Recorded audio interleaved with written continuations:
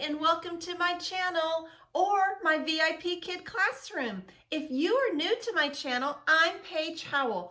My channel is all about helping teachers or you to be the best teacher that you can be in your online ESL classroom. So I also am here to help you grow your business. So if you have any questions, my email is heypaigehowell@gmail.com. Please reach out to me because I'd love to answer those questions for you. So if you're brand new to my channel, please hit the subscribe button below. Go ahead and ring the bell. I have some great information and content that comes to you weekly. I also would like for you to look through the description. If you're a brand new teacher, I have some great resources for you that you'll want to check out. If you're a seasoned teacher, I have resources that you may want to check out as well. I have a great document on how I got to 1,255 Apple feedback from my families. Or just recently, I hit 1,300 Apple feedback from my families. And I've taught 2,600 plus classes. So today we are going to be talking something you probably did not even think that I would come and talk to you about. But we are going to be talking about the coronavirus. I know you just said to yourself or out loud, I don't want to hear anything else about the coronavirus. How many times in one day can you hear the word corona? I'm not trying to make fun of this and I'm not making light of it. It is a serious issue. I want to share some insights with you that I have had privilege to see and observe as an online ESL teacher that goes to China every day, virtually. While the effects of this virus have just started globally and in the United States, so we personally, as a person that lives in the United States, are starting to see the effects of this on our population. I have been witnessing the effects of the coronavirus with my students and their families since early January. Myself, along with my other ESL colleague teachers, do have some insights that others may not have, as we have been going into our students and our families' homes on a daily basis remotely to teach them English in China. We have been watching this unfold, actually, like I said, since early January, so over 2.5 months. And I know that a lot of people heard about the coronavirus. They heard about it happening in China, but like most of us, when it's not happening in our neck of the woods, we feel sorry for them, we pray for them, but it's not something that we're dealing with at the immediate moment. But guys, we are getting ready to deal with this now.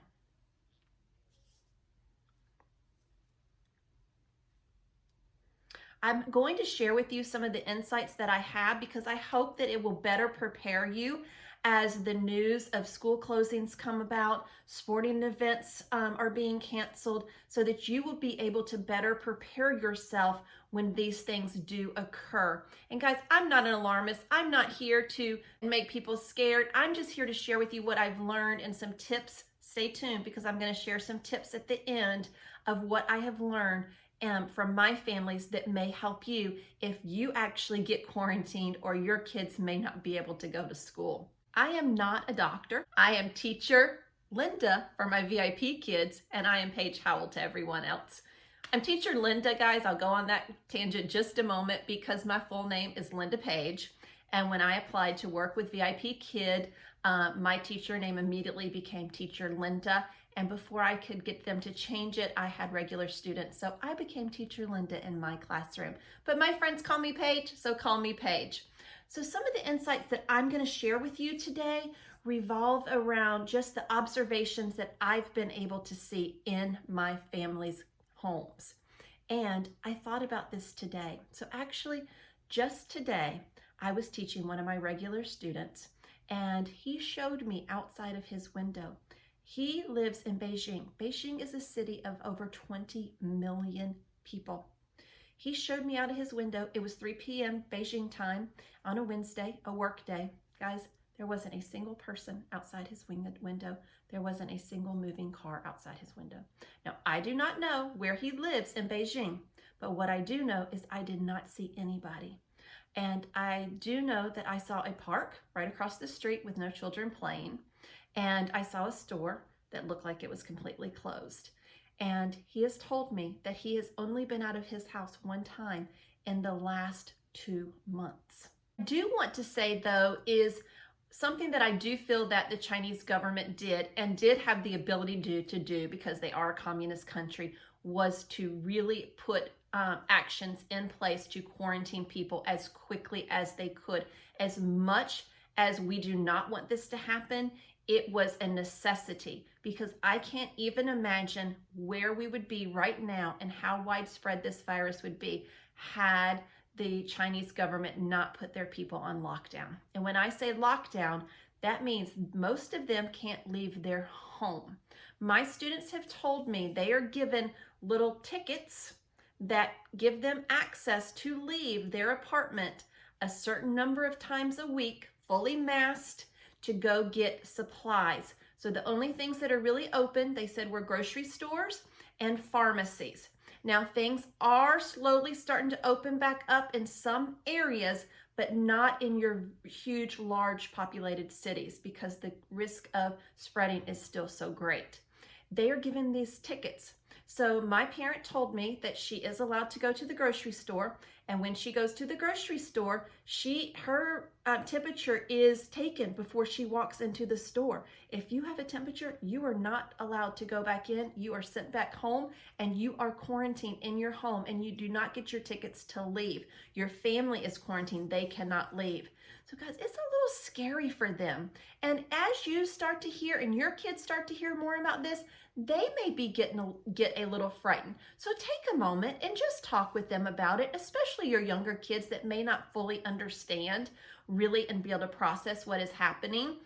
What I do know is that we do need to really listen to the warnings and to try and prevent the spread of this virus. There are many of our loved ones that are elderly that have compromised immune systems. I personally have a compromised immune system. I have a autoimmune disease that I take medication that suppresses my immune system. So I am a high risk to this. So I would ask that others be understanding of this. So when you start to hear about school closures and sporting events starting to close down, yes, it is going to be disruptive. It's going to disrupt our families. It's going to disrupt events that are going on in our life, important events. It is important that we listen. You all know in America, when we get told things, a lot of us don't listen. I have lived in a hurricane area for over the past 25 years. So I know when mandatory hurricane warnings are issued for people to leave, I know what happens. They don't leave. And so I just want you to take that, and this warning of keeping your hands washed, keeping your family safe, using different measures to open doors, just think about it. It's not a scare tactic. It's a way to keep you and your family safe. Hearing the talk about school closures over here and sporting events possibly being canceled, I really thought back. It was the 1st of January when one of my students first mentioned that there was a virus he called it the crown virus. And I was a little like, I don't even know what that is. And we just kept talking. And now, fast forward 2.5 months, we are now talking school closures and sporting event closures in our own cities, in our own country, and other countries across the world. It has become a global issue. I don't even think there's a person on this planet that hasn't heard the word coronavirus, and will continue to hear the word coronavirus as this virus does continue to spread. I know it's certainly a topic of conversation. I'm reading about posts on my Facebook page. In the grocery store, I'm hearing people talk about it, neighbors talking about it. And so let's not make light of it. Let's really start to take this time to actually think preparation. And I'm not talking about going out and buying up all the waters that are at the grocery store. I'm not talking about going out and buying all the toilet. I'm talking just a few things to prepare yourself and your family. Think about things in case you are quarantined in your house, things that you have said to yourself, I wish I had a day at home. I wish I had a week at home just to do this, just to organize my pictures, just to organize my pantry, to go through some old clothes and get it out. So I'd start making a mental list of things that you may do. If you have small children, start thinking about things that you can do to entertain them. My students have been at home again, I'm going to reiterate this, 2.5 months, some of them without stepping foot outside their apartment door. So think about that. What will you do if that happens? What will you do with your kids besides go stir crazy? You need to think of things that you can do at home, puzzles, crafts. If everybody is at home, what is going to entertain your kids? Okay, so just keep thinking about that. I don't have a magic 8 ball. I am not sure what is going to happen in our country. I know, just like I said, there are talks of starting online schools. I know some colleges have actually already started online learning. One thing that we have that I think was a step above where China was is we do have a lot of online learning platforms already for our students. Now, I teach on an online learning platform in China, but I am teaching them how to speak English. I am not delivering Chinese content to them. So they had to come up with platforms and are really trying to utilize those, because now, yes, about mid-February, they implemented an online learning program for the Chinese students. Now, not all of my students have access to this, but the majority of them are taking classes online, and they are in front of that computer for about 8 hours. And then I see them and I start teaching them English. So again, education is hugely important to them.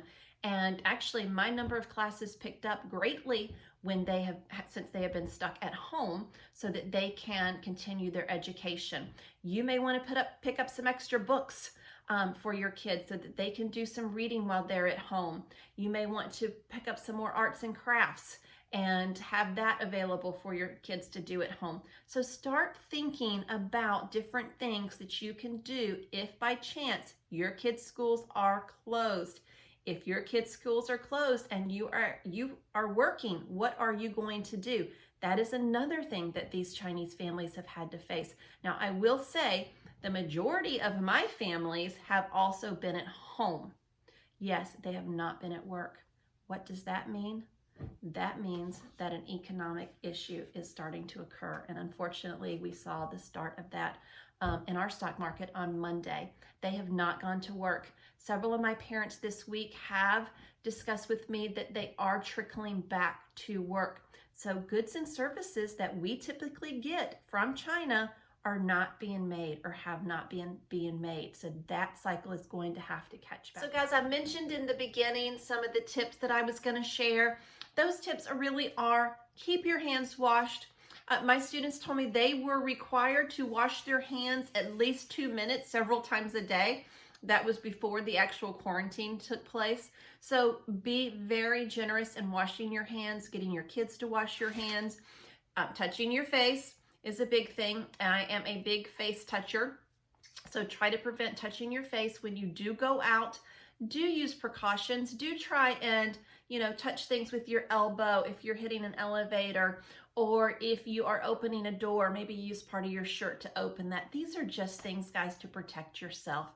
And I wish everyone well. I am actually, the next video that you may want to check out, I'm going to be making just a quick list of things that you can do at home with your family to entertain them, to have a little bit of fun if you are stuck at home. So check that video out next. I would love to hear comments from you about some things that you may do when you are stuck at home with your family. So comment those below. Check out the next video if you want things to do with your family at home as well. Thanks so much. Please stay well, and I hope to see you on my channel again soon.